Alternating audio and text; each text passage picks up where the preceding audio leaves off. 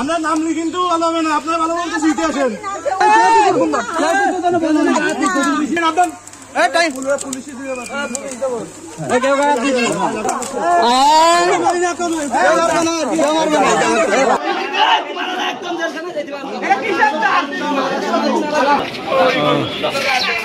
কেউ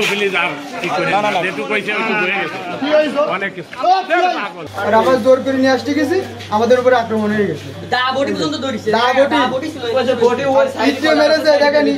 আমার মাথায় মেরেছে, মাথা লাগছিল, এইভাবে ঠেকাইছে। তোমার নাম কি? মোহাম্মদ শরীফুল ইসলাম। এই বডি দিয়ে মারার চেষ্টা করি। এই 10 বছর ধরে কেশবপুরে সাধারণ জনগণের উপরে কিভাবে অত্যাচার চালিয়েছে, শুধু জামাত বিএনপি না, সাধারণ জনগণটা লুটিপুটে খাইছে। আজকে উনি বাড়ি আছে এবং আমরা নিজেরাই ধরেছি। পরে এই জায়গার লোকজন আমাদের মানমুখী হয়, আমরা চাই দিতে বাধ্য হই। আমরা মারামারি চাই না, আমরা চাইছিলাম যে পুলিশের হাতে দিয়ে দেবো, কিন্তু ওনারা তা করতে দেন, ওনারা আমাদের মাইরে ওনারা খাইয়ে নেই। এই বাসার ভিতরে আটকে রেখেছে। এই জায়গায় যারা এসেছে সবাই বৈষম্য ছাত্র আন্দোলন, ছাত্রদল এবং কেশবপুরের সর্বস্তরের সাধারণ ছাত্ররা এসেছে।